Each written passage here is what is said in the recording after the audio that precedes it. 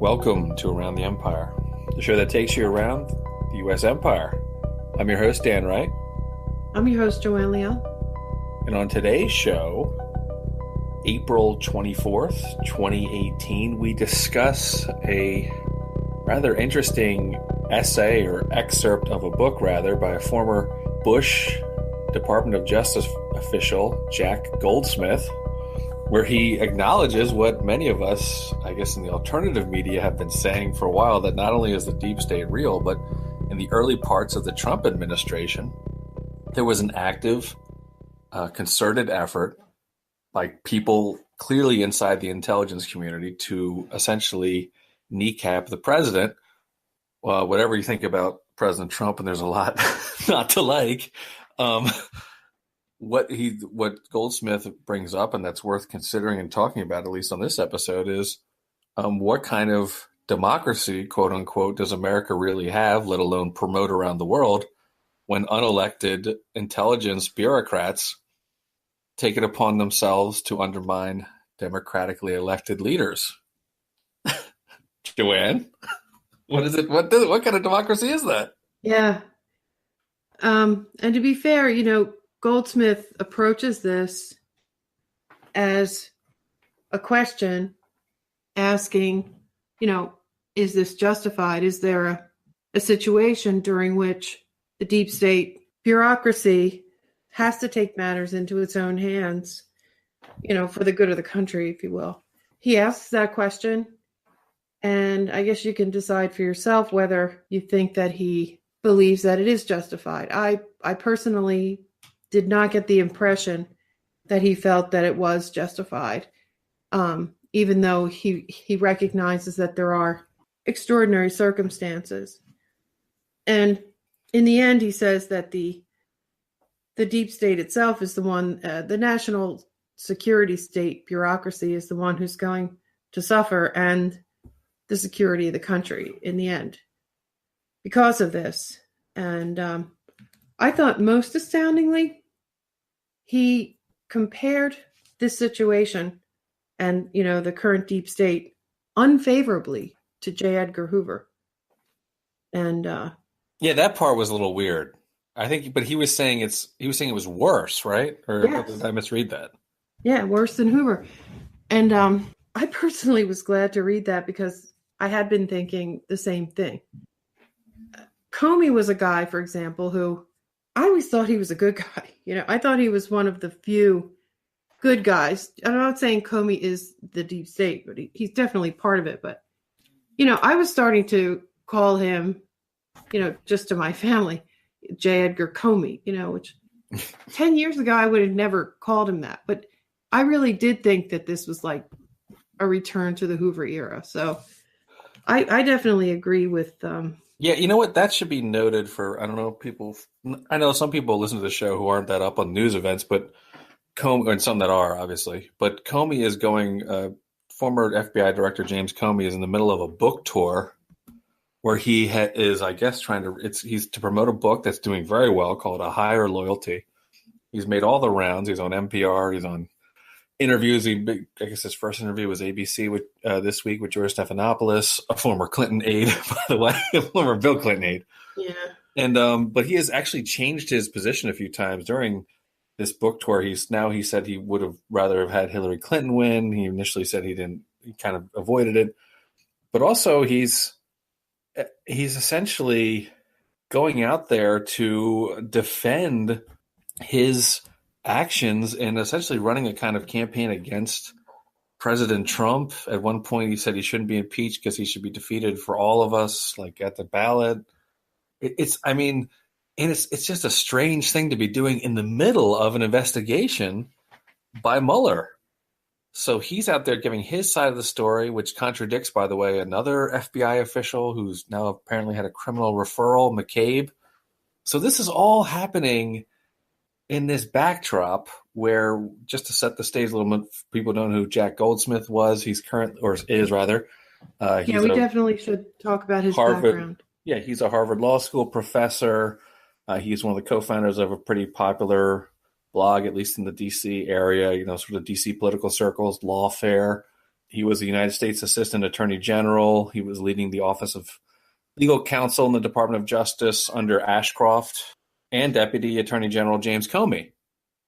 And Goldsmith was also in the Department of Justice when stellar wind controversy erupted and the warrantless wiretapping erupted. So he's a pretty well-established figure, and obviously professor at Harvard's no small thing for a lawyer to be.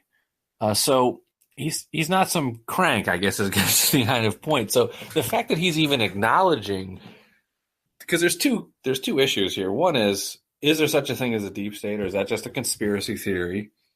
And two is the second question is, is it justified or not? Now, the battle has actually been previous to this.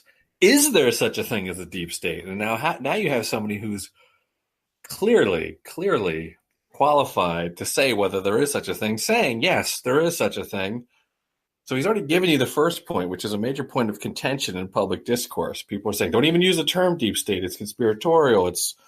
There's no basis in reality. This is just a weird framing. Well, here's somebody who would know, and he's acknowledging it. One. Two, he's now grappling with the second question that I think people who are arguing the first point don't want to get to the second point.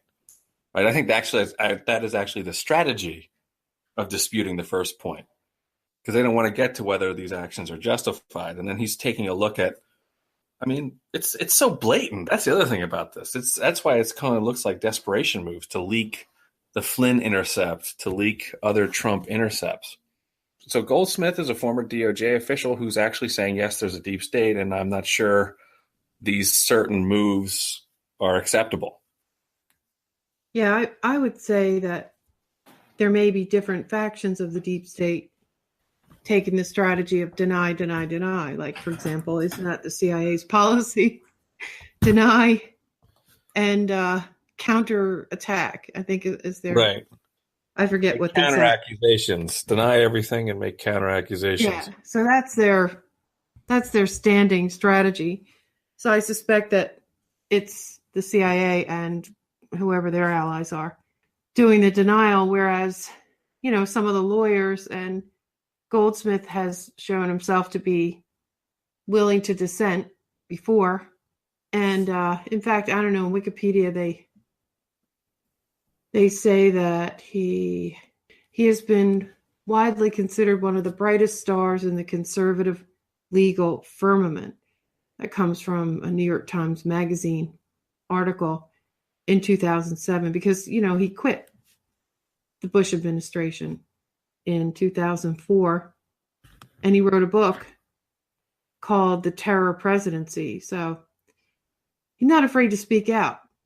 On the other hand, he was also, my understanding is that he was a fierce anti-Trump advocate. So right, but it's interesting now they're finally thinking, was this a good idea to do? Because really, Trump doesn't care about the institutions. These are, and I'm not just saying this for Goldsmith, but generally this whole brigade of establishmentarians or what have you, they all, particularly like David Frum, you see whining about this continually, like the institutions matter. The institutions are what matters here. He's violating norms and all this stuff. And I've always found it kind of to be a misleading and kind of trite. I'm just, every time you really hear it. And also just kind of self-serving, but. Yeah, especially from people who were Bush administration officials. But framed in the greater good context. But in any case, if you really care about the institutions, which Trump doesn't, to his, credit, but, you don't, if you really cared about the institutions, you wouldn't be doing what has been done, which is further damaging the institutions. What happens is they keep anteing up and saying, well, this, to destroy Trump, it's about the rule of law. It's about the Department of Justice. It's about and so Trump just goes, okay, I'll trash that then. I don't care about the rule of law. I don't care about justice. like these are concepts that he doesn't care about, and probably a lot of his supporters don't particularly care about. So all they're really doing, whether they're the best agents to represent these institutions, is they're just doing more institutional damage. It seems like Goldsmith, who's maybe in this context ahead of the curve a little bit of the establishment, whether it comes to Bush or this particular juncture in history, is kind of saying, wait a minute, by doing these leaks, we're actually doing, or people of like mind, the anti-Trump crowd within the establishment are actually doing incredible damage to the institutions. Because what's going to happen, to the people? Because look at right now, the FBI is now politicized. It's always been now. Side note, the FBI has always been political. It's a political police department. It's political police. That's who J. Edgar Hoover was. He was he policed people's ideas. He's fundamentally un-American or anti-American, however you want to look at it. So, but now the FBI is being seen as that. It's being seen as a partisan operator, which James Comey in his recent interview said would be the death of the FBI. That's why he was justifying his sending the letter out before the election. Yeah, he sent that. He has said this many times, that as soon as the FBI is viewed as a political actor, the FBI is destroyed. He's been saying that for months or even a couple of years. Well, he's done a lot. It's just like what Goldsmith is saying about the deep state. Well, Comey's done a lot to politicize, make the FBI seem like a political football. I mean, he's going on all these liberal shows and bashing Trump, and he thinks he's doing something for the country overall. No, he's just pissing off even more so the people who support Trump. I mean, I guess in his own mind, maybe he really does buy the conceit of the mainstream media, which is the liberal establishment for the most part, that they are in fact objective, non-political, non-partisan, when everybody else, including many people who are members of it, by the way, understand that they're incredibly political. There are people with sympathies towards liberalism generally, sometimes the Democratic Party in particular. And so they don't see, right, he's talking to David Remnick of the New Yorker, who is a total shill for Barack Obama. Now there's a lot to like about Obama. There's a lot not to like, but Remnick was he wrote these glowing pieces. He wrote a book about how great Obama was. He's been a liberal. It's a New Yorker magazine. Is anybody confused about where they stand politically? So when he gives an interview with Comey about how important the Republic is, quote unquote, it's no doubt that the other part of the country, or at least a major faction, 30%, 40%, which is conservative and supports Trump by roughly 80%, judging on some polls, considers it to be very partisan, political, hacky stuff. So if Comey's whole goal was to preserve the institution and not make it seem political, man, is he screwing that up? Yeah, it's pretty hard to believe it's about honor and leadership and integrity in any way. He's demonstrated that it's about ego, but yeah, he totally. I mean, I think his book tour is kind of the final signed, sealed, deliver. I mean, it's the final note. People accused him. It's funny. It was the Hillary Clinton campaign that accused him of being this narcissistic, ego-driven, guy on a power trip. And that now he's being attacked for that by the right. And I think they were both correct. I think that press conference was like a big big narcissistic enterprise. And, the sanctimony, I think the sanctimony, it's really just so sanctimonious. And now the Republicans agree. So if there's anything that both the Hillary Clinton campaign, at least at one time, agreed on, and the Republicans and the Trump people agree on, is that James Comey is, really in love with himself. Yeah, and he also, we should just mention real quick, I haven't been watching any of the Comey interviews or much of that. I just probably the right move. But when Comey unmasked himself on Twitter, he came in from the cold, and he created an official James Comey Twitter account. One of the first things, maybe it was the first tweet, but one of them certainly was him in Iowa and a picture of himself standing in the middle of the road, like on the stripes in an asphalt road. God. Which, of course, was immediately everyone thought, oh, he's running for president. And for me, I thought that he was standing in the middle of the road to Right. say, I'm neither left nor right. I'm not a right. Democrat. It's I'm just not. about America. Yeah, I'm just American leader and integrity. And Lordy, look I'm at a me. I'm a leader, not a politician. Yeah, I'm not like those other corrupt creeps.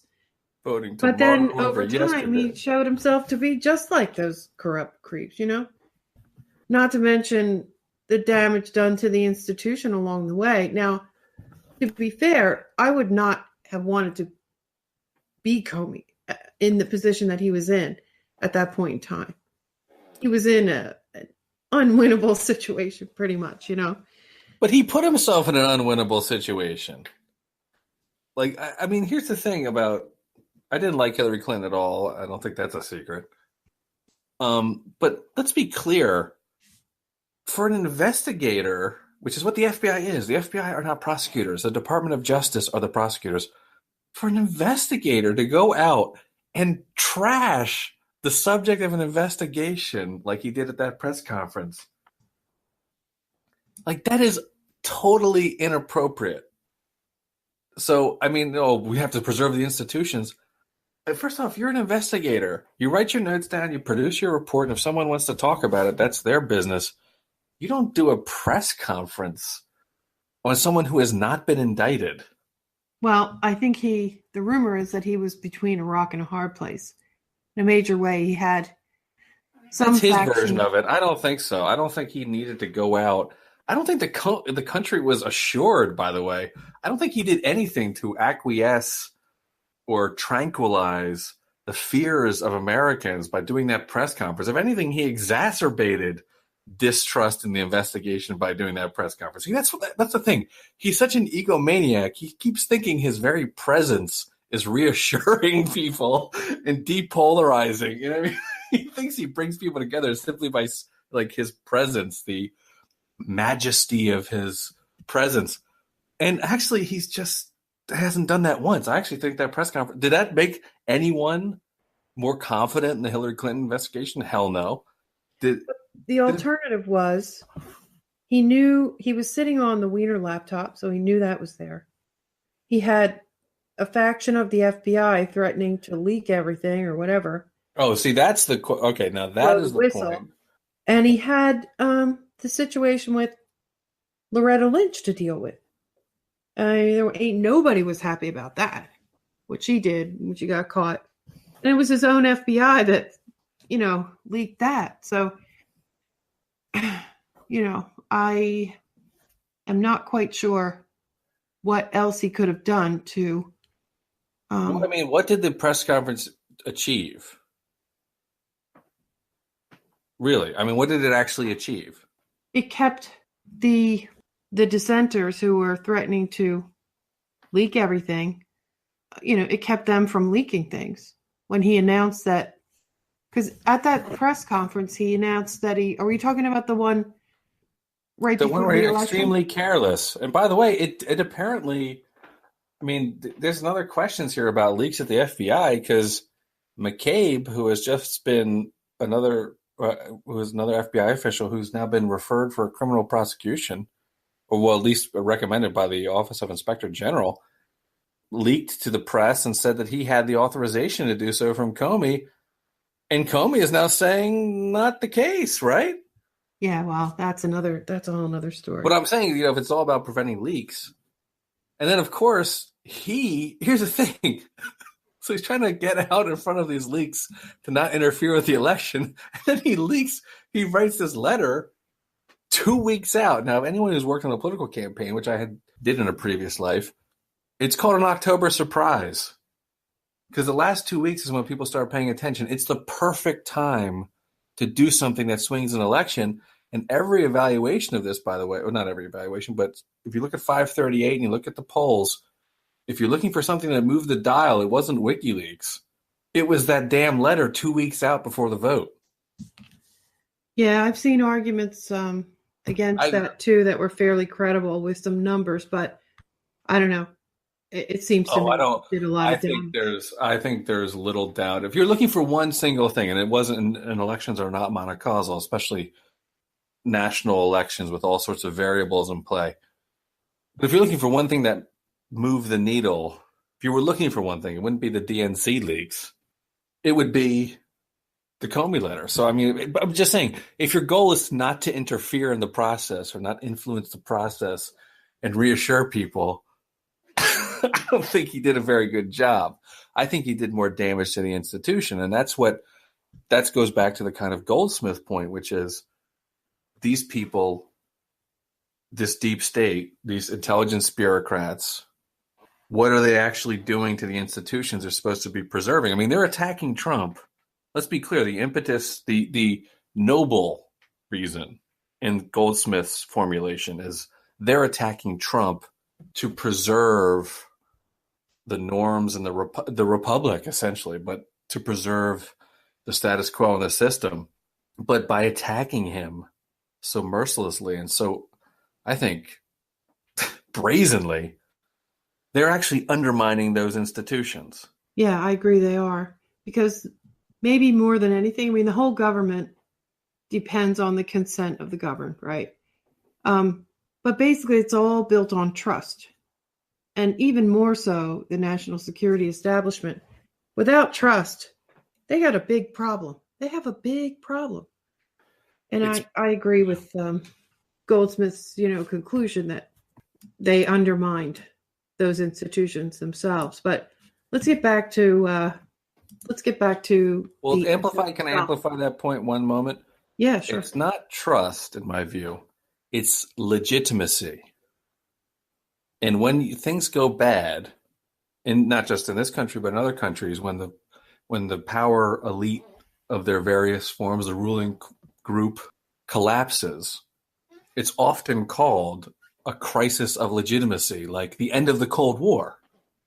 When the Soviet Union fell and East Germany fell, they had, quote unquote, a crisis of legitimacy. The people just they no longer, whether they believed in communism or they no longer believed in those particular governments, right? Ceausescu, all the rest of them, they had a crisis of legitimacy. And these people, I think, are provoking not just distrust, because there's already distrust of the federal government. They're creating a crisis of legitimacy, which really could have serious consequences. So that's my view on it. And I mean, it could go further. Of legitimacy in American institutions. And in this case, they were interfering in an election. And, that's dangerous territory. Absolutely. So, yeah, we get back to Goldsmith. And just for the record, we did contact Jack Goldsmith to ask him to come and talk with us about this. And it was good. He replied, gave us a nice reply, but he's extremely busy and turned down the request. Maybe he'll come on some other time. So first of all, you should know that this is an extract. It's a pared down version of a bigger essay. Goldsmith himself in his tweet says, "The Guardian published a severely truncated excerpt of my essay, Paradoxes of the Deep State, and that is part of a book called Can It Happen Here?" That's a play on words. Is it Sinclair Lewis? And anyway, that book is a series of essays, 17 or 19 essays, published by and edited and published by Cass Sunstein. I actually was going to read the full. I'm interested in reading the full Goldsmith essay, but I am not a fan of Cass Sunstein or his wife Samantha Power, and I'm never going to give them a dime. So unless I get a PDF of it somewhere, I'm not going to be reading the full version of. Well, there's a greater irony in here we should note is that yeah, Cass Sunstein's, I mean, this is, I just don't like Sunstein, and I certainly don't like Samantha Power because they're kind of bourgeois hypocrite people, but I don't think they're nefarious. I just, don't like their whole mentality and their I think she's nefarious. Well, I mean, but nefarious, like there's conspiracy theories. I don't think there's anything deeper than that. In fact, I totally recommend watching that. Was it The Last Year, the HBO documentary with her in it, where she's doing her jet setting routine and she's, I'm here and I'm there and she's lecturing people at the UN. It's Ben Rhodes is in it too. The final year. I didn't Anyway, see that. it's an HBO. It's worth seeing. You would get a kick out of it. But she's on her tour lecturing people, and it's the same. She's in these like villages with all these photo ops, and then she runs her convoy, which is not tragic. She runs over a kid. Yeah, I remember that. And she's like, "Yeah, this was a bad day." I'm like, "What the?" But that's also just her like blasé, and it ends. One of the things the film ends, and it couldn't be more perfect, is she invites all these, other nefarious, pretentious, and in Madeleine Albright's case, criminal people over to her apartment. All these women of the State Department, real identity politics, and to watch Hillary Clinton become president. And then they want them throughout the night. They progressively get more as they find out Trump's going to win. They get progressively more morose. It is so hilarious. Anyway, that's a total side note. I guess I will have to watch. You just watch it for that. That Schadenfreude is enough. But yeah, my big gripe with Samantha Power is I think abusing and exploiting the humanitarian cause. Yeah, no, she's a perfect example of which I think is one of the most severe. One of the most severe. What's the word? Wrongs that you could do in life. It just gets me to the core. Yeah, she's a typical humanitarian imperialist. But in any case, her husband Cass Sunstein has been the source of many conspiracies because particularly I think Glenn Beck made him, which is interesting. This is real meta at this point. But Cass Sunstein basically said the government should go out and kind of counter conspiracy narratives because they're so Sunstein said this. Yeah, Cass Sunstein. Yeah. And he became, he entered government, and I don't think it was as nefarious as Glenn Beck made it out to be what is as nefarious as that guy makes everything out to be. It was just a kind of we need to get our message out. We can't have these conspiracy theories flooding the internet, which is the irony. So the irony of that is, here's his apparently colleague here validating. Here's an establishment Harvard law professor, former DOJ official, validating a term that has been so closely affiliated with conspiracy culture. And he's Cass Sunstein. He's doing it for a book that Cass Sunstein's a part of. That's the meta irony of it. So I just wanted to interject that. Yeah, that is kind of ironic. I would say, though, that the whole thing about, there is no deep state and you're just about... That really went over like a lead balloon. Nobody went for that. Nobody. Now, the Trumpers, of course, are exploiting it for everything it's worth. And they may, because they're so worked up about it, that might just cause people to believe that the deep state is, is a hype and all that. But I don't think there's... Well, it's partisan. It made it polarized. So it's funny is what you now see all these liberals, quote unquote, talking about how great the FBI and the CIA are. Oh, that was crazy. Yeah. And then watching all these right-wing people say how terrible the FBI and the CIA are. Now, historically speaking, the left, who is almost always the target of the deep state, not just here but abroad, and certainly in Latin America. Certainly the FBI. Yes, certainly the FBI. And the CIA, at least in other countries. So they're heroes. So it's the partisan derangement syndrome.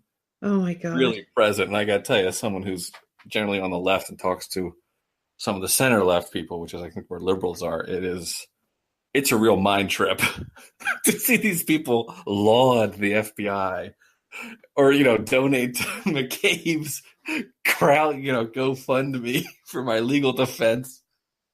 He's a selfless national servant. My jaw's been on the floor since election night, really. Everything I've seen since then, including this just completely flip. It's like a flip of the deep state and watching them do it and do it so obviously. Yeah, it's not subtle. That's the crazy thing about all this. Maybe that's why Goldsmith felt it was a good time to make an actual commentary and sort of intellectual discussion, because maybe that's why he yielded the point one that we talked about, which is, does it exist? Because it was so obvious. It seems like a waste of his time to pretend it's not true. So why don't we argue the second point? Is it good or bad? Right. Because this, leaking the Kislyak leak, the leaking of, clearly it's so obvious that there's a deep state, or you can call it something else if it makes you more comfortable. If you don't want to use a term that the right wing's using, that's what I say to my left-wing friends. Fine, use a different term if that really makes you uncomfortable. But the phenomena is undeniable. And so maybe that's why Goldsmith made the decision, like, I'm not even going to pretend this thing doesn't exist. It's too obvious after these leaks and these targeted leaks. So let me just discuss this point too. But in any case, yeah. Yeah, I'm not going to see the deep state label. It's just because the Republicans are using it. Yeah, me either. The way the Democrats are blaming everything on Putin, the Republicans are blaming everything on the deep state. That and there's absolutely, and let me just say for the record, there are absolutely people on the right wing who are using the term deep state, who have a following, who have no clue. It's one of two things. One, they have no clue what they're talking about. Or two, they're just using it for partisan gain too, and they don't care what the truth is. So the term is being abused. I'm not pretending that's not true. I don't hear Joanne doing that either. No one's saying the term is not being abused by Trump supporters. But that doesn't mean I'm going to give up the term or pretend it's, or really take the opposite position. That's the problem with people. They're taking the opposite position to Trump on every issue, even when Trump isn't wrong. Like people opposing a North Korean summit. Are you kidding me? I know. You're going to oppose a North Korean summit just because Trump's for it? I mean, that's this like I have to be 180 degrees on Trump. That partisanship or that. Yeah, I'm divorced from partisans. Yeah. All of them. The hyper partisans anyway. I divorce myself. They're just gone crazy, Do yourself a favor. Get out of the partisan mind meld. Fun. It feels good to be on a team. It feels good to be tribal. It's a natural human instinct to be tribal, to have, to affiliate, right? It's why people love sports so much. They're affiliating. But, on this one, do yourself a mental health and integrity. For your own integrity, just divorce yourself from the partisanship right now, because it's completely deranged. That's the thing. Trump is making people like Trump. I don't mean like them as in have affinity for him. I mean like as in imitate. People are becoming Trump to oppose Trump. Have you noticed that? They're becoming like hyperbolic, like John Brennan. Yes, exactly. John Brennan. Speaking of the deep state. Yeah, John Brennan. That's the name that keeps coming up, rising up in my head. And I don't think that Goldsmith was directing this to John Brennan, but that's the one I was thinking of as I was reading this whole thing. And somebody took it too far. Somebody took it way too far. And Brennan is absolutely the kind of guy who would take it too far. Like I've said before on this podcast, my money is on Brennan for the Kislyak leak. Hey, Cy Hirsch, that excerpt of that telephone call, he said that Brennan's a ringleader. Anyway, we're off track again. Oh my Lord, we're never going to get on track reading this article, so we. Apologies. So anyway, that's where the essay comes from. It's only a partial essay. It's in a collection of essays, and I guess it was about a month ago, Goldsmith himself describes his full essay, which I thought, since we don't have the full essay, we can at least see how he abstracted it. And he said, this is from the Lawfare website. It says, my essay traces the history of the national security deep state from J. Edgar Hoover's FBI to the present, shows how the deep state's reaction to Trump has been norm defiant and damaging, yet at the same time possibly necessary, and concludes pessimistically by explaining how and why the battle of Trump versus the deep state has been harmful to our national security institutions. So that's how he describes it. And in that sense, I would say that the Guardian shorter version definitely gets this point across the way he describes it. But, listen to the beginning of this is an excerpt these are some excerpts from The excerpt. the Guardian version of the essay. Excerpt squared. Yeah. So he says, America doesn't have coups. This is the very first paragraph. And of course, the title was probably chosen by the Guardian itself. And the title that the Guardian chose is The Deep State is Real, but Are Its Leaks Against Trump Justified? And then we get to Goldsmith's words. And he says, America doesn't have coups or tanks in the street, but a deep state of sorts exists here, and it includes national security bureaucrats who use secretly collected information to shape or curb the actions of elected officials. Okay, that's one hell of a statement. That's one hell of a paragraph. Yeah, I mean that's probably why they excerpted it there, because that really lays the foundation, or at least sets the scene for the Trump presidency. He even says coups and tanks in the street. So it is a coup of sorts. No tanks, just CNN and Washington Post. Just David Ignatius and CNN. David Ignatius of the Washington Post was who was the Kislyak Flynn discussions were leaked to, and then CNN. So they don't put tanks in the street. They just dump your dirty laundry out into the mainstream media. They just coerce. They use the information. They use the state apparatus to coerce elected officials to get what they want. And I mean, I have sensed that for a long time. But remember Chuck? Does anybody remember Senator Chuck Schumer of New York saying blatantly, Trump's attacking the CIA? I wouldn't attack the CIA. They have a lot of ways to get at you. This is 6 ways from Sunday. This is a sitting U.S. senator saying he's afraid of the CIA and won't cross them. Well, not only that, some years ago, Nancy Pelosi at a podium said that she was afraid of the CIA and that they'll get, they can get you. They can get back at you. And then we have Dianne Feinstein and her showdown, her infamous speech on the Senate floor. Battle with John Brennan over the CIA spy on the Senate torture report committee, right? So. Yep. They were spying. There's been no one punished for that, by the way. They were caught. They hacked into Senate staffer computers, Senate computers, and no one was punished for that. Where's your punishment for that? Nobody was. And hacking. Intelligence agency hacking of the U.S. Senate, and no one's punished.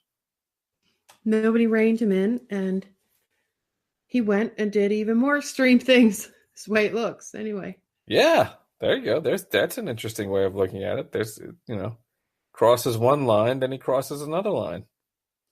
So another interesting point in this paragraph says it includes national security bureaucrats. So I think Goldsmith is even, acknowledging that it's broader than just the intelligence agencies, right? We did a podcast, I don't know, talking about more than a year ago, because we were wondering ourselves about that. What is this deep state?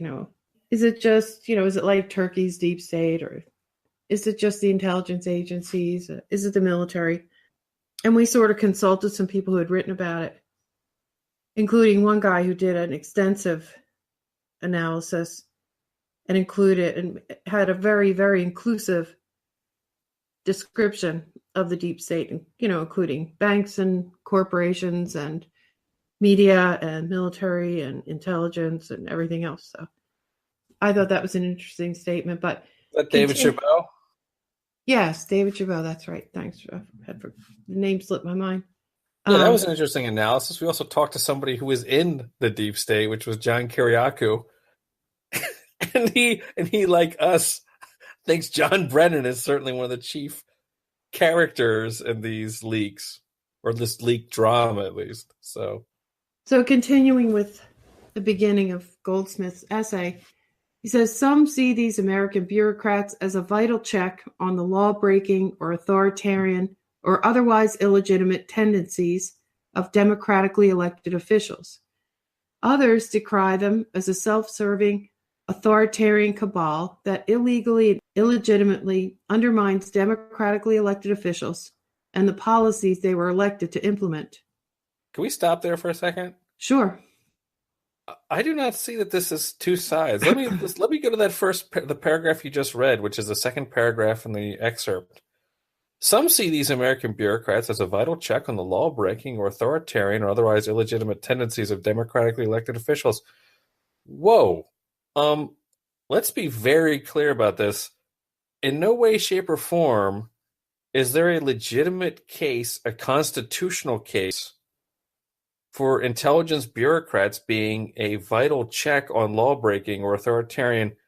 The check on democratically elected officials is the voters, not national security bureaucrats. See, I think that's the part of.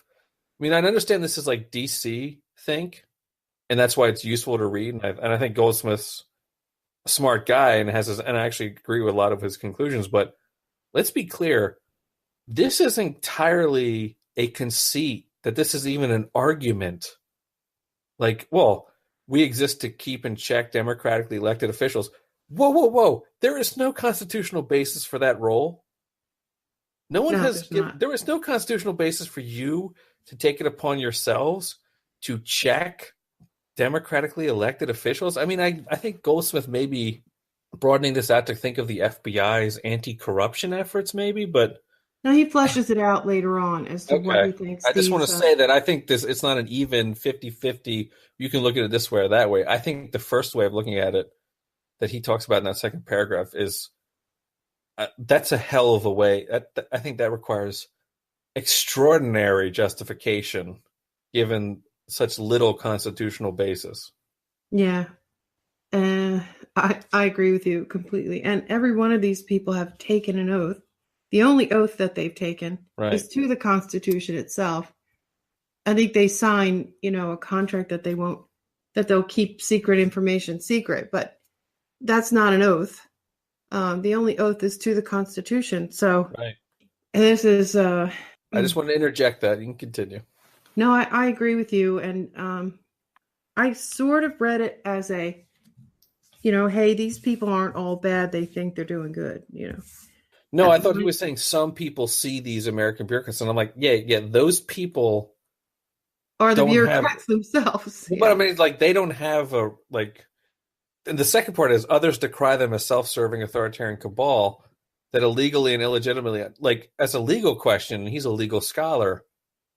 There is no legal constitutional basis that I'm aware of that gives national security bureaucrats the ability to, quote unquote, check on the law-breaking or authoritarian illegitimate tendencies of democratically elected officials, unquote. I'm not aware of any basis for that. I am absolutely aware of a basis to say that they're doing something illegal and illegitimate. So that's my, what? Some people say this. Who? I mean, we know who it is, but just where's their basis? No, that's a really good question, though. And if I was going to ask Goldsmith a question, that would be a really good one. Who is it that sees these bureaucrats as a vital check, part of the checks and balances? So I could see maybe one case where this might be valid in my view, and that would be where things were just so out of control that we needed to dissolve the government and start from scratch. Who was it that said? Was it Jefferson that said that? That the government should be taken down if it's. Well, if it no longer has the consent of the governed, in theory, you have the duty to overthrow it. That's kind of the constitutional. Yeah, so in league with the population, I could see maybe. Okay, you're saying it's like when the Egyptian military sided with the protesters to oust Mubarak. Something like that, yeah. Okay, I see what you're saying. I don't think that's how he's talking about it, but I see what you're saying. Anyway, so I think he outlines the two extremes here. The people who see them as a vital check, and then others say that they're a self-serving authoritarian cabal that illegally and illegitimately undermines democratically elected officials and the policies they were elected to implement. I personally think that the real situation, that I fall closer to that side. And I'm Right. offended as well that That there's even another side, that this other side is some legitimate, like, oh, some people say these people, they're vital because they put a check on democratically elected officials. Wait a minute. The check on democratically elected officials is the electorate. well, what's the check on these bureaucrats? Right, who watches the watchman, as a famous expression from the Tower Report, and I guess basis for the graphic novel. Right, who watches the watchman? Who's the vital check on the vital checkers? Yeah, yeah. And then he goes on, he says, the truth is that the deep state, which is a real phenomenon, so he reinforces it again, has long been both a threat to democratic politics and a savior of it. The problem is that it's hard to maintain its savior role without also accepting its threatening role. The two go hand in hand and are difficult to untangle. And I find this to be the most confusing paragraph of the whole thing. I think this is a false symmetry. Like that there's this, did you agree with that? Like it's a false symmetry. Like, well, we're trying to make things symmetrical, or it's a stress, it's a bent. Well, I would need some evidence as to when it has been the savior of it. Right. I mean, that's it. But I'm saying like this idea that it has this yin and the yang to it, that it has this symmetry where it's both a savior and a threat. I just find that false because I don't know. I can't think of a time when it saved it. I mean, Watergate, I guess, is going to be one of the examples that some people could use. But let's be clear.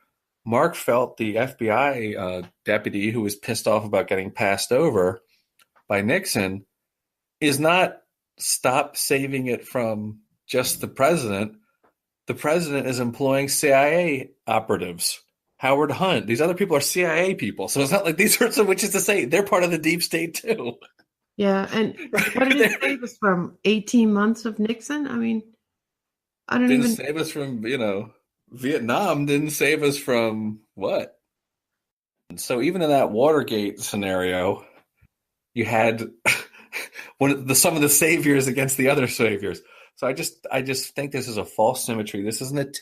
And you understand the literary appeal of false symmetry because or symmetry in general. Symmetry is very appealing. It's this versus that. It's 50-50, but I just find that conceit it's just ridiculous. That it's a bit of an everything is fine argument, Everything's fine. Everything's fine. We're just out of balance. There's such a balance that exists. I don't see the savior part at all. And I guess you'll continue reading, but I'm going to be very interested to hear about the savior part. Yeah, and that would be another question I'd love to ask Professor Goldsmith.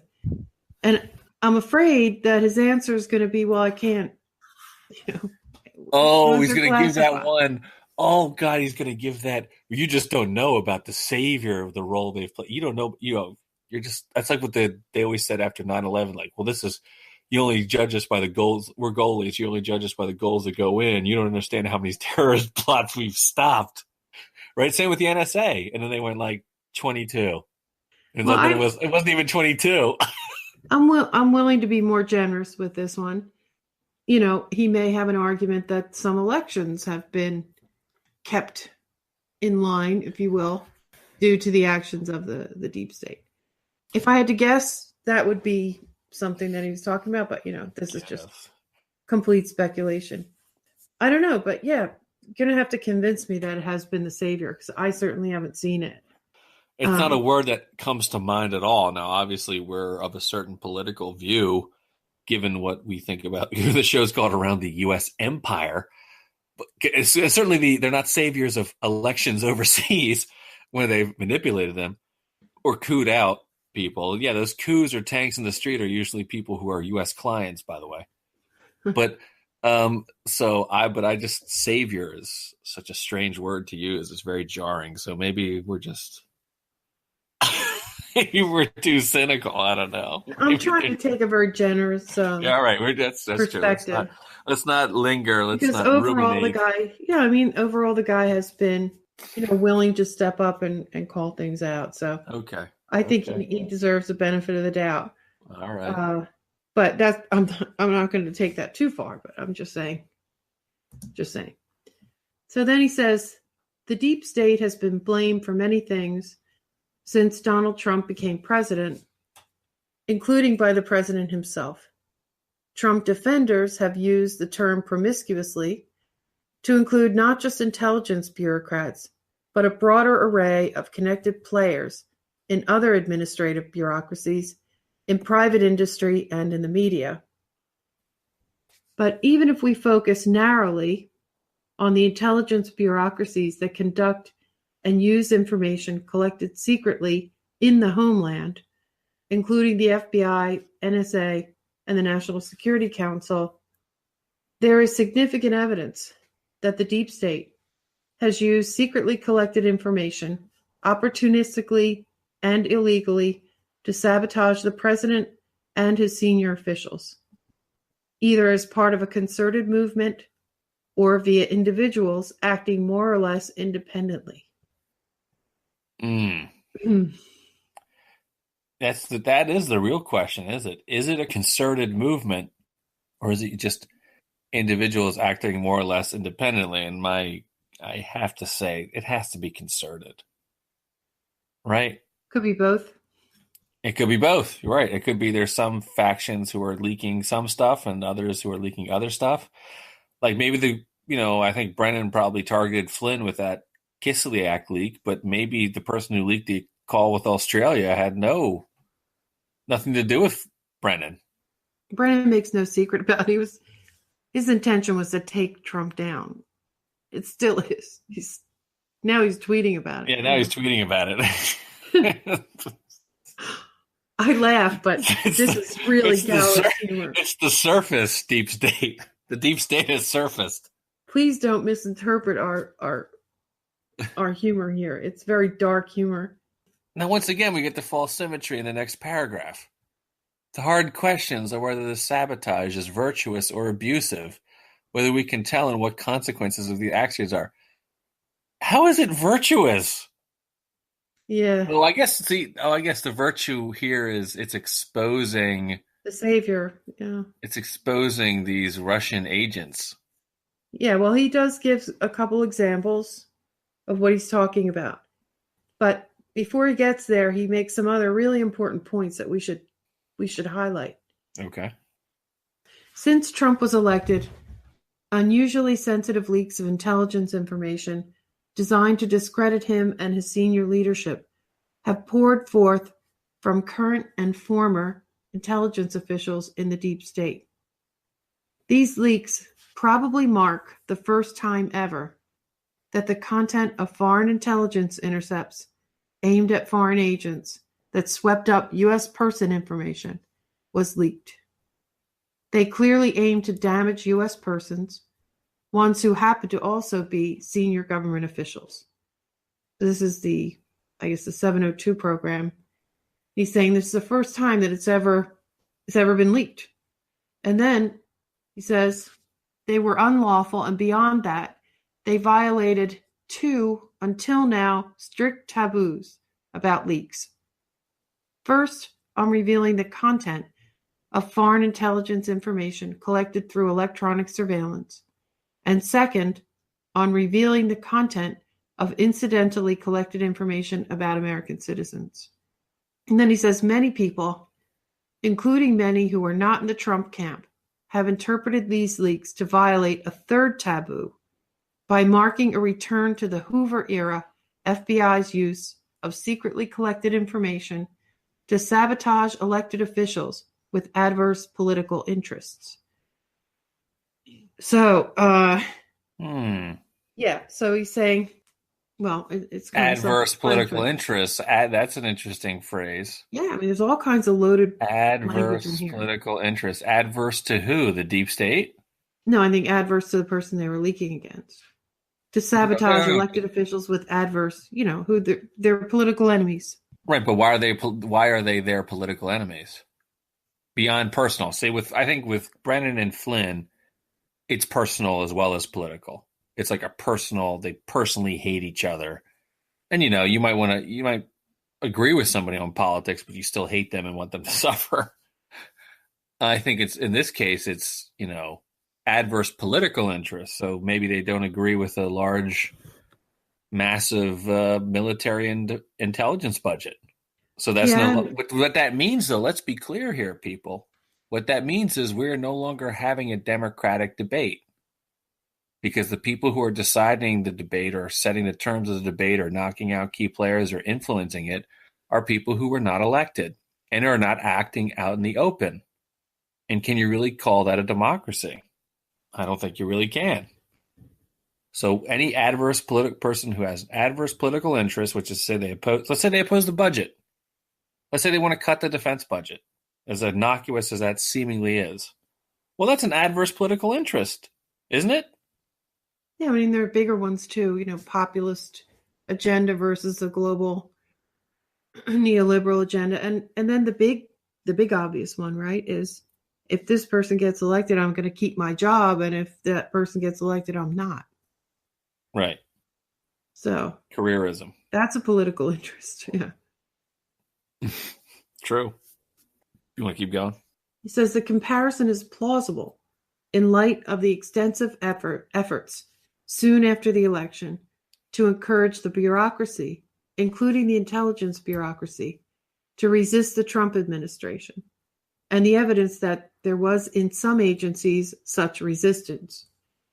Now here's the one that kind of, when I started cheering, I guess you could say. He says, but while Hoover did many awful things in quiet, neither during his reign nor at any other time in American history have we seen such a profusion of sensitive leaks from the deep state with such an overtly political aim to bring down senior leadership. I frankly have felt this way since. And it's frankly, it's a very conflicted feeling, right? When you're not a fan of Trump, but you're like, Jesus Christ, what? I can't believe they're doing this. And then I thought that was the worst. And then the next thing they would do, I'd be like, even more surprised. You would think I couldn't be surprised anymore, but it kept happening over and over. So I don't know whether it ever happened before in history or not this obvious. I mean, I think that's the part he's saying. He's like, there's never been this obvious or personal. I mean, there used to be they pursue a policy, and if you were on board with the policy, you were safe, and if you weren't, this is personal for them too. And they clearly did not fear any repercussions or consequences. I think that's what scared me more than anything else. It's like, we don't really have, we definitely don't have a democracy. Yeah, what's funny is the people that did it probably don't feel that they had any worry about consequences, but the institutions that they've done it from, I mean, the FISA court has been scrutinized like I've never thought it'd be scrutinized. The FBI really is going through a kind of, real-time colonoscopy with live video feed. I mean, people are getting axed. It's going to be a criminal referral. It's politicized. The CIA kind of managed to keep its head down, mostly because it had a Trump loyalist there, and I guess Trump kind of left it alone. Or maybe Pompeo was behind the scenes smashing people who were going to come at Trump. Maybe that's what happened. But my theory, it's been my theory anyway for about a month. I mean, something changed when those Mueller indictments came out. I personally think some kind of a deal was made. All right. Because the Republicans who were defending Trump, they immediately changed their tune. And they were like, yeah, the Russians did hack our elections, but there was no collusion. And then Trump started bringing on, he did a major change in his cabinet, brought in 3 notorious neocons. And his foreign policy started to change. And it sure looked like, and then the Nunez memo. They laid out what their strategy was going to be in hunting down these leakers. They weren't going to forget what happened after the election. And frankly, I don't think it should be forgotten. Here's where I guess you could say side with Trump, but oh God, please don't put it that way. because Well, it also, would have how been could they removed. not know who did it? There's really not that many people who would have access to that. Yeah, a number of people have said that. That's There are there's very like few this. people who could have You done can't. You this. haven't come up with the leaker yet, and you've had this much time, and that there's this small pool of people who would have had access to an intercept. I don't believe it. This is like the. I mean, if this is such incompetence, if it's not malevolence, it's incredible incompetence. I mean, how many people in the world have had access to the Kislyak Flynn intercept and could have leaked it to David Ignatius at the Washington Post? Right. It's got to be a handful of people. It can't be that many. Well, here, if we're going to talk about irony, this essay appears in this book with a number of other essays edited by Cass Sunstein. And one of the essays is Samantha Powers. And Samantha Powers is one of the people who unmasked some of these Oh, that's right. intercepts too. So just talk about tangled.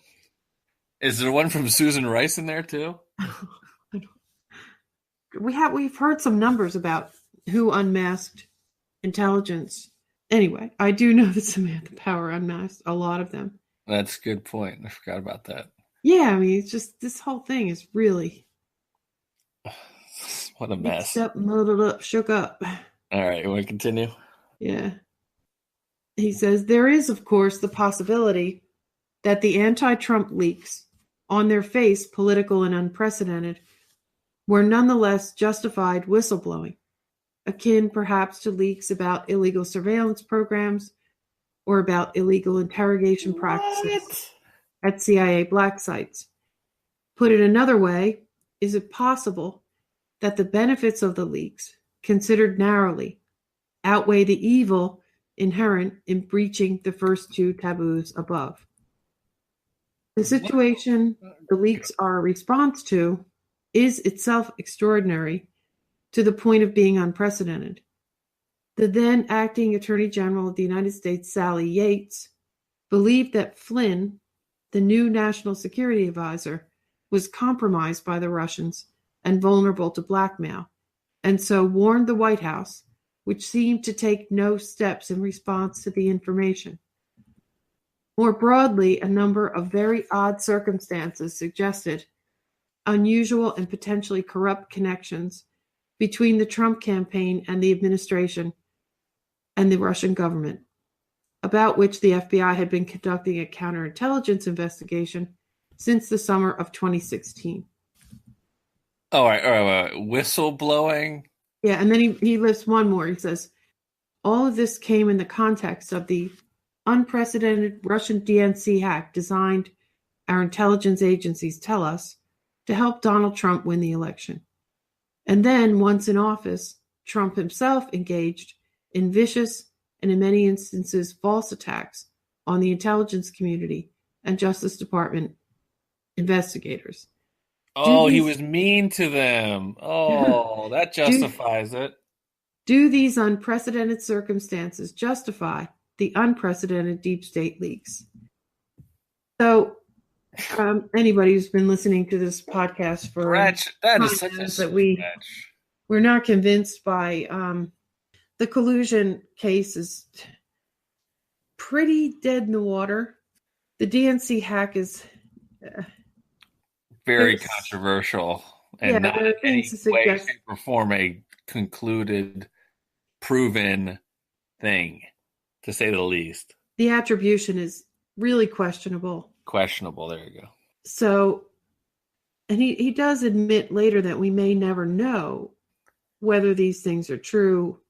Therefore, we can never know if it was justified. Oh, how convenient. So let's be clear. So then he's saying that these people broke the law without proper information, which that's not whistleblowing. Then it may be akin to whistleblowing. How is this in any way akin to whistleblowing? I mean, I think that's such an incredible stretch. Anyway. He doesn't seem very convinced himself. I think he's framing this, as a question, and fair enough. So continuing, the lines crossed by the deep state leaks against Trump were thought to be absolute ones until 2017. But we have never faced a situation in which the National Security Advisor, and perhaps even the President of the United States, presented a credible counterintelligence threat involving one of our greatest adversaries. I want to interject something here. There was an interview with Devin Nunes on Fox News. I watched a clip.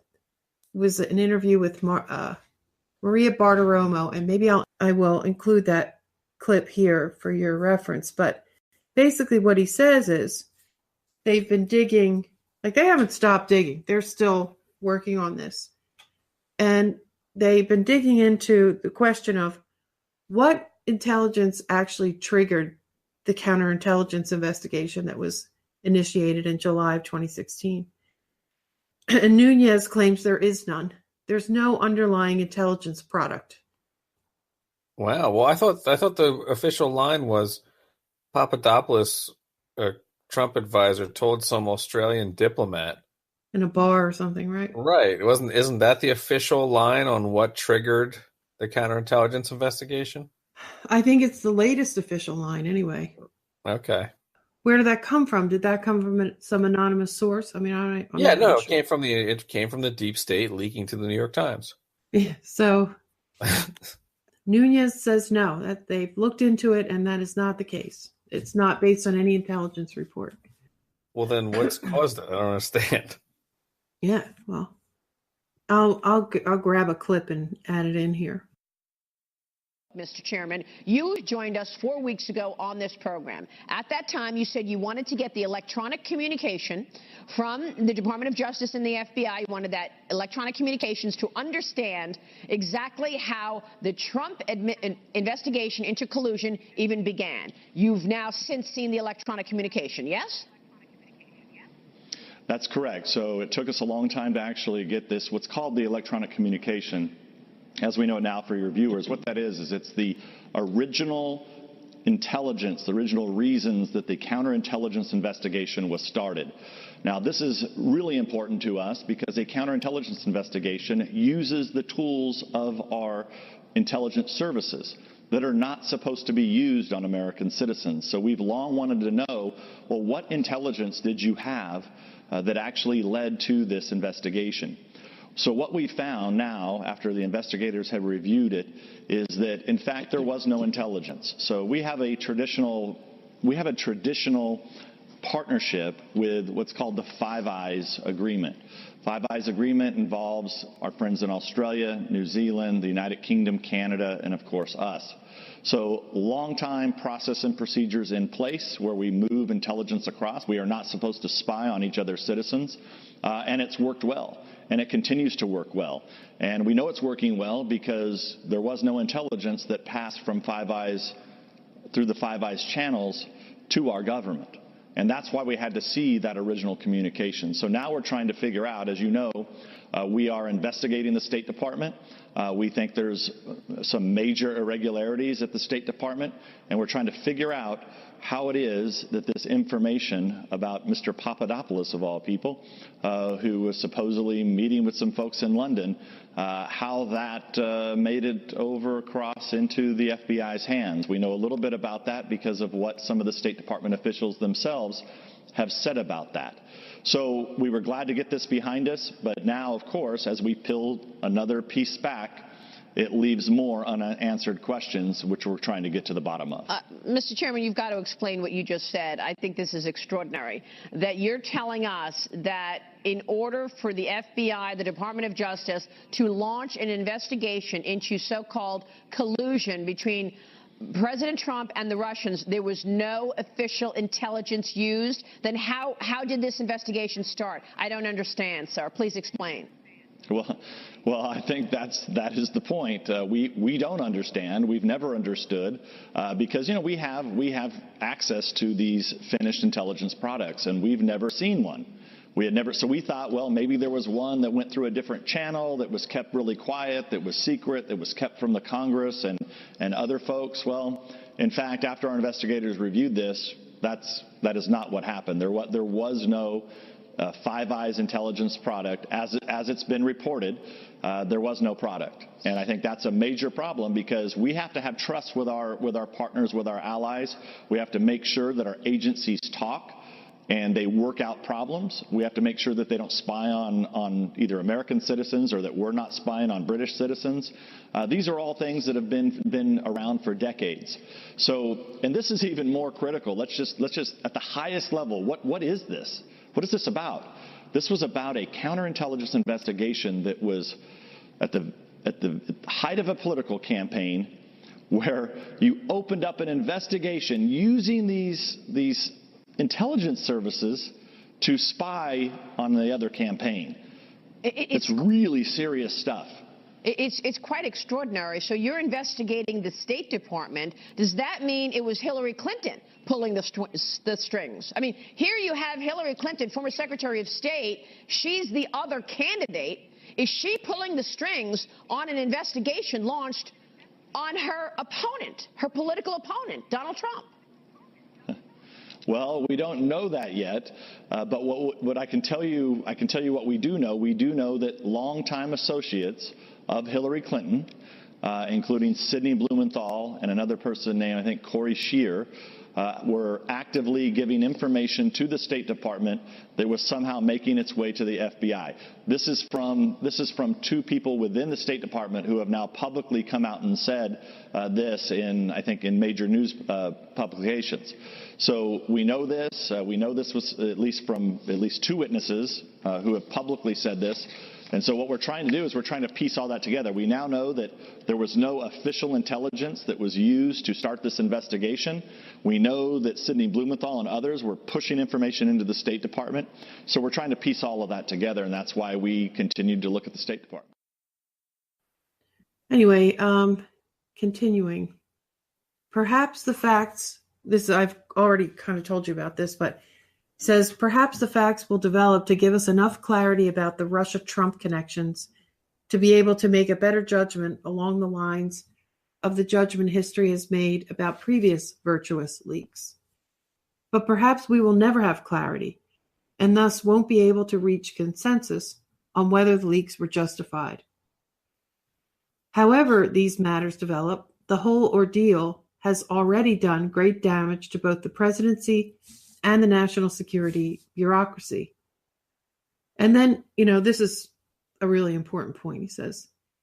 As deep state officials get a taste for the power that inheres in the selective revelation of such information, and if the leaks are not responded to with severe punishments, it's easy to imagine the tools that brought down Flynn being used in other contexts by national security bureaucrats with different commitments and interests.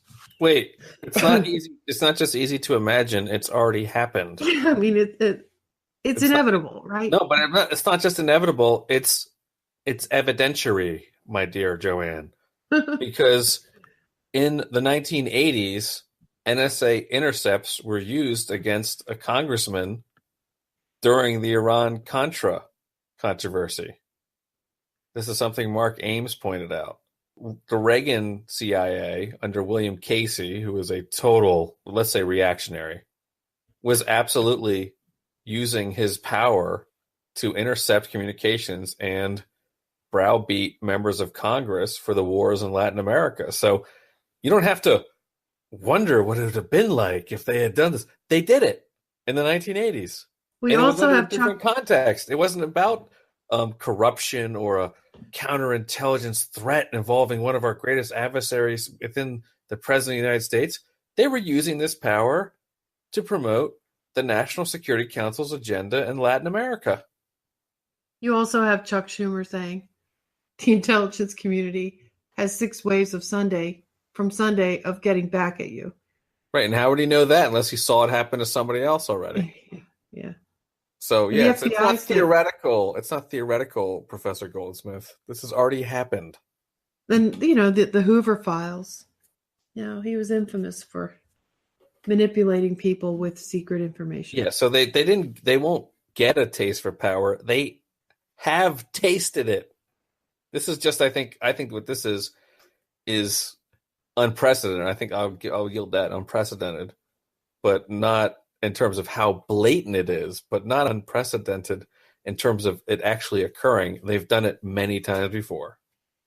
Well, Goldsmith talks about taboos. Well, these are not, I don't think, written rules as far as I know. No, of course not. It's an understanding among the people who have access to this information, and they police each other, I guess. Yeah, how's that going? Yeah, well, I didn't know of these taboos. Yeah, that's news to me too, because they're not following. They haven't followed them historically. I doubt that many Americans know about these taboos or would agree to whatever red lines. Yeah, because they're not the law. See, that's the whole point about the quote-unquote rule of law is it's all extra legal. Everybody is supposed to know what the law is, not what these hidden taboos are among these extra legal, criminal renegade national security bureaucrats. Well, we live in a country that has secret laws now. Well, that's the price of empire. We also have, an NSA that interprets the law and doesn't. But this isn't even a legal interpretation. This isn't even like John Yoo or whatever saying, well, under my interpretation of Article 2, the president can do whatever he wants, so this is torture. This is like, these aren't even written down. These are norms. Taboos are like norms. Like, we all agree on this, but nobody writes anything down. It's like a mafia code. Much more like a code like that. Anyway, here's this warning section, right? Yeah, where did I leave off there? Okay. Even the most severe critics of Trump. Yeah, even the most severe critics of Trump should worry about this subtle form of anti-democratic abuse. It's subtle? I would disagree with it. I don't think it's very subtle. It wasn't very subtle. We all... It's on the front page of the fucking Washington Post. How subtle is it? As I said, my jaw's been on the floor since election night. Even the most severe critics of Trump should worry about this subtle form of anti-democratic abuse. The big loser in all of this probably will be the national security bureaucracy itself, and to the extent it has weakened the security of the American people. Whoa, lots of presumptions in there. I would have reversed the order of that, first off, and put the security of the American people first. But well, that's if you believe the national security bureaucracy actually helps protect the security of the American people rather than increasingly makes them insecure, which is what history will tell you. Because, I don't know, when the national security bureaucracy in the form of the CIA and the NSC was promoting the Mujahideen in Afghanistan, was that in the long-term security interests of the American people? I think there's a few thousand people in New York who'd probably disagree. Yep. It's not been going real well for the national security. If that's their objective, which I really don't believe it is, then it's not going too well. One of the most obvious is school shooting, during which, the sheriff's office which means, of course, fusion centers had that information, and the FBI had warnings about the shooter, and they didn't do. Oh yeah, the FBI had multiple warnings. You could say the same with the Boston Marathon. I mean, they had Russian intelligence. Oh, maybe that was too suspect. Said the Tsarnaev brothers are bad news. You gonna do anything about it? So yeah, they're not good at actually protecting. Oh, but you don't know about their successes. It's one big episode of Homeland. You just don't understand the three-dimensional chess of it all. No, actually, we do, and it's not impressive. And plus, I don't think that's their real objective. Their real objective is their own power. It has nothing to do with protecting the American people. I don't see them acting in my interest. No, me either. Maybe they do, but they don't. Don't give the maybe. You can. We've done this show now for a while. You can take that maybe right back. But I think I see them acting in the interest of oligarchs, of a war party. The security of American commerce. How about that? Yeah, well, they would sort of roll all that up, tie in a nice little bow. All one the same. Our interests, Our interests. Yes. Whenever I hear that, I always think, what are those interests? Could you lay those out for us, please? Not sure we would agree, but All right. So it's only got a few more paragraphs So I left. think that this is Goldsmith warning, trying to convince people who are out of control to think about what they're really doing. Right. No, that's right. I think you've hit another key point, which is we are not the audience for this. Right. He's really talking to the CIA and the NSA and the rest of the deep state. That's who he's really having this conversation with, not observers like us. This isn't a book. This is for practitioners, right? Yeah, but that's who the audience is. That's who reads lawfare. I mean, that's who people within the bureaucracy. So we might not be the audience. So as much as we're scoffing at all of this, he is writing to people who may see themselves as saviors, may see themselves as checks on power, may see themselves as balancing the country's interests versus, the need for privacy. So so these arguments to us sound ridiculous, and I think objectively are ridiculous. But the audience might be people within the deep state. Yeah, as I said, I give him the benefit of the doubt on these arguments because of the, I think courage he has shown in the past, speaking against the establishment that he's a part of. So, all right. And frankly, I'm just so grateful that somebody's coming out and saying this. Someone with credibility. I mean, there's a lot of leeway. You can't accuse him of Goldsmith of being a crank. This isn't Alex Jones. This is a former Bush administration DOJ official who, writes for lawfare and is a professor at Harvard Law School. This isn't the fringe. Yeah, I don't even think the Harvard creds are what's important. I think it's his history.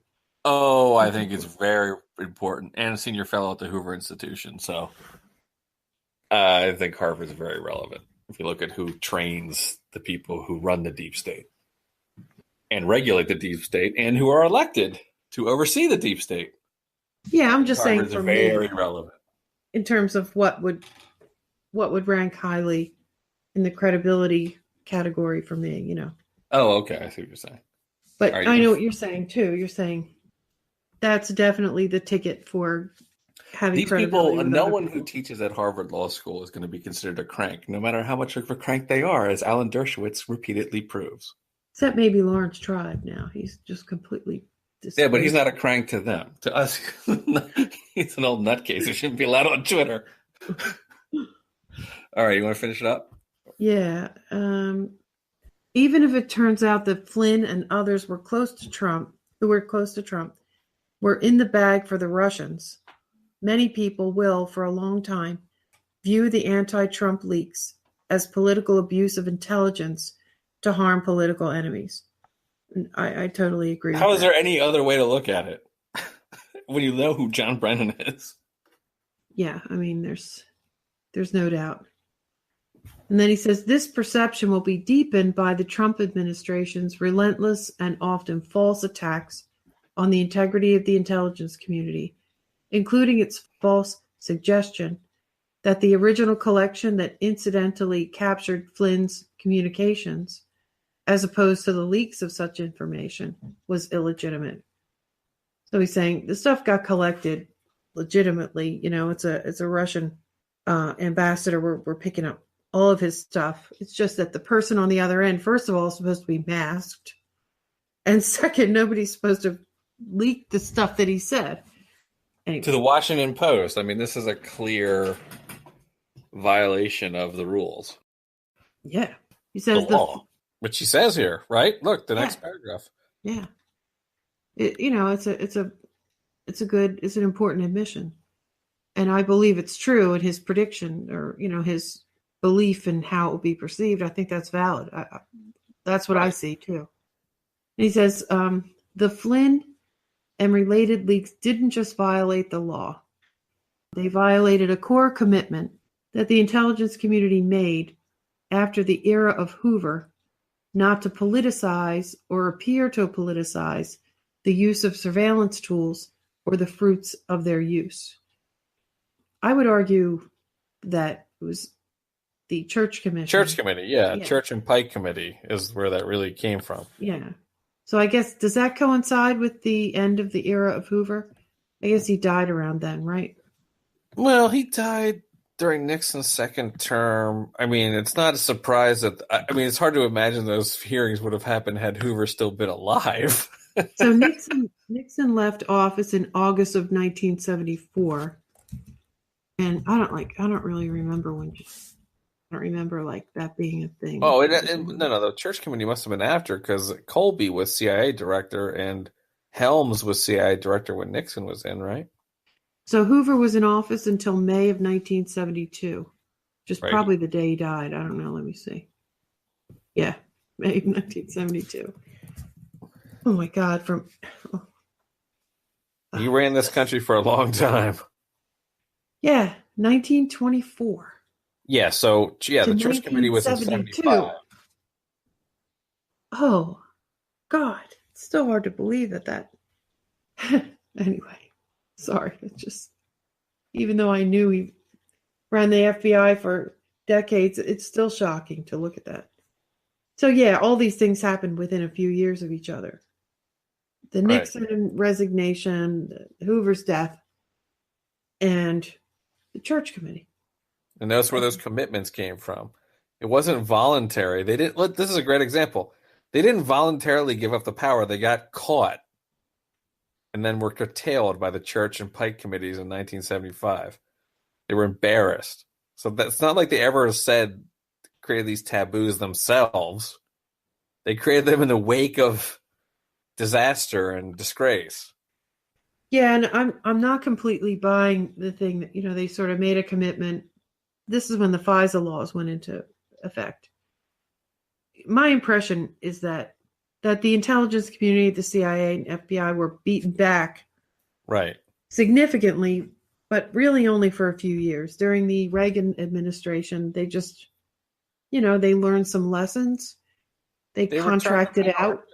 I mean, this isn't even a secret, as Professor Goldsmith would well know, with the people who returned in his era in the Bush administration were former Nixon people, including Dick Cheney and Don Rumsfeld. Wait, they were already there by the Ford administration. No, but I'm saying that they saw it as part of their project to quote unquote restore the presidency. This is the Article 2 stuff, right? Article 2 in the Constitution is the executive branch, to restore power to the presidency that they thought was incorrectly or inappropriately lost during Watergate.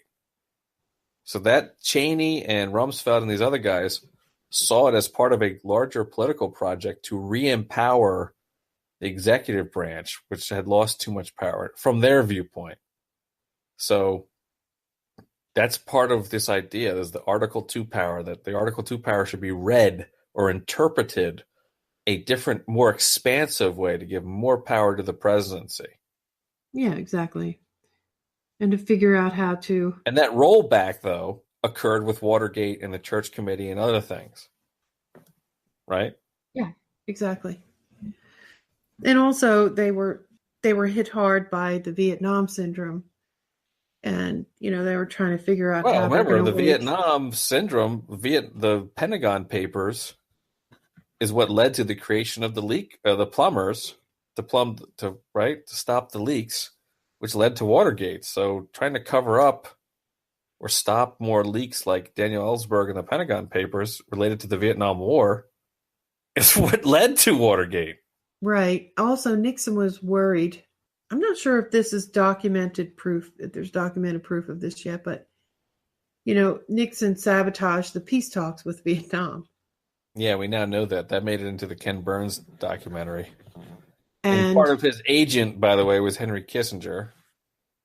And he was worried that the proof of that was going to be used by the Democrats in 1972. And I've read some convincing arguments that that's really what they were after in Watergate. Well, could be. Yeah. But anyway, the bigger point is that there was a crackdown on the war machine and the intelligence agencies and the deep state, if you will. But it didn't last long. It didn't last long. Lord knows it hasn't. All right, there's two more paragraphs left. Yeah. And then he says, the whole intelligence collection system, which has an importance that far transcends its undoubtedly large importance in this discrete context, is vulnerable here for the simple reason that the intermixture of politics with intelligence collection is the intelligence system's Achilles heel. So once the people find out you're abusing it for politics, that's when they start pushing back on it, and that's when you're going to lose our special surveillance tools that themselves violate the Constitution, shred the Fourth Amendment, the Fifth Amendment. So, I don't find that too convincing. But just one more paragraph. If surveillance comes to be seen through a domestic political lens, with domestic political winners and losers, the intelligence community will have a very hard time acting with needed public credibility. And that, in turn, means it will have a harder time doing what it needs to do to keep us safe. Again, I think we're not the audience for Gold. Right, we're not the audience. He is urging caution on these seemingly rogue actors within the intelligence establishment, intelligence community. He's basically urging them to cut it out, or you're going to ruin the whole system. Now, from my perspective, sounds good to me, but for people who care about it, they understand the damage that's being done. And I'm a little skeptical that it can be undone. I mean, if anything, this is a silver lining for us, is that despite all this inappropriate behavior, it's destroying the credibility of the intelligence, the deep state, the intelligence apparatus. Those are the exact words that I was thinking. You took the words right out of my mouth. It's a silver lining. This kind of power and spying tools, they were always going to be abused. Always. Right. And that's, in a sense, is the American insight, right? If you're looking for American exceptionalism, look at how the founders structured the country to understand that power is abused. So the idea that this is all new and that people wouldn't abuse power is very a foreign concept to American statecraft, because America is built on the whole premise that you can't trust people with power. Right? That's what the Constitution is designed to do. Yeah, and especially secret power. Especially secret power. Secret information, secret power. There's just no way that you're going to be able, and there's a fairly large amount of people who have access to this stuff. And, some of them are going to be corrupted. Some might not. Some may have. It's guaranteed to happen. That's the whole point of checks and balances. That's the whole point of restraint, is that power is abused. That's the American view. That's the view of the founding fathers. Now, whatever you think about the founding fathers, and there's a lot not to like, that is their view. So to say that we should have a system that trusts the intelligence agencies to use their power effectively without oversight or being checked, that is completely un-American. That isn't, in the very basic sense, if you take the propositional nation position, it's all a set of ideas. The ideas directly contradict it. That's the irony of the neocons. Is if you take America just as an idea, the idea is that power is always abused. That's the point. Yeah, that's why there's a Bill of Rights. And some people are blatant enough to say, why wouldn't we? That we should be able to do this. They do feel entitled to it. I guess my biggest disappointment here with this essay is that the thing that seems to scare and offend Goldsmith the most is that they might lose their surveillance tools. Right. He's concerned with the empire. He's concerned that this is doing real damage to the empire and to their ability to protect and project American power. And in a way, he's right. If the American people start hating the deep state, or the deep state has a legitimacy crisis brought about by its blatant abuse of power and anti-democratic activities, then it will be very hard for them to project power abroad and maintain the status quo, won't it? Right, but the point to which the debate among the elites has reached. I mean, they're talking about this being an extraordinary case of creeping fascism and Yeah, but that's always that's what everybody says when they want to break the rules. They say this is an exceptional circumstance. That's what everybody says. I mean, that's the Reichstag fire. I mean, that's always, not to be so trite about it, but that's always, everybody always claims an exception when they do things, right? That's like Bush. Oh, this is important. This 9/11 changed the rules. We have to do it differently now. Oh, the financial crisis. Oh, we have to just forget all the rules and just give these people $700 billion. There's always a justification or rationalization for breaking the rules. And the real question is, who is allowed to break the rules? Yeah, right? Who has the exception? I guess that's Carl Schmitt, but who has the exception? Who has the ability to break the rules? And for them, it's them. The deep state gets to decide when it's exceptional. Who told them it's exceptional? Who told them it's exceptional? Bill Clinton had all sorts of problems with Chinese donors. I don't think it meant he was a compromised candidate. He had all sorts of foreign money all up over his campaign and all over his person. I mean, look at the Saudi connections to the Bush family. Good Lord, does Saudi Arabia have their hooks within Bush Sr. and Bush Jr. when he was president, right? There was a great book, House of Bush, House of Saud, House of Bush, by Craig Unger, right? That was featured in Fahrenheit 9/11, the documentary of Michael Moore, how much money had actually gone from the Saudi royal family into the Bush coffers. Personally too, hiring, the Carlyle Group, hiring these people for speeches. So there's a foreign government compromising an American official. Why wasn't that an exceptional circumstance that the CIA decided to start leaking intercepted phone calls of Bush apparatchiks? So who decides what's exceptional? And the answer is they do, which means they're the people really in control. Right. And I mean, the person who edited this book and pulled these essays together made a public argument for using the government to secretly hire people and pay people to secretly, go out there and use psyops and whatever information war tactics against people who they believed were promoting conspiracy theories. And he thought that was fine. And if that's not power overreach, I don't know what is. Right. So I think we understand where Goldsmith's coming from, I think. And the interesting part, I think the real takeaway from this, I guess we got to wrap this up, is the damage being done. This is kind of my old original thing way back when Trump first came in. I said Trump could end the empire in two ways. One, he could do it intentionally, or what I think would happen is he will end the empire unintentionally. I do remember you saying that. And this kind of plays, and Goldsmith is kind of worrying about the unintentional consequences of anti-Trumpism, which is that the anti-Trump resistance, whatever you want, within the intelligence bureaucracies, within the deep state, could end the empire unintentionally. So maybe not just could Trump end the empire unintentionally, but the people within the bureaucracies opposing Trump could end the empire unintentionally. Yeah. That's my takeaway. That's what Goldsmith is warning against. Yeah, I think Closing thoughts, Joanne? No, I kind of interjected. I don't really have anything to a summation. I kind of interjected all of my thoughts on it all throughout the essay itself. So, all right, getting long, so we may as well just wrap up here. Okay, and that's our show. I want to thank you for listening. A special thank you to our non-guest, Jack Goldsmith.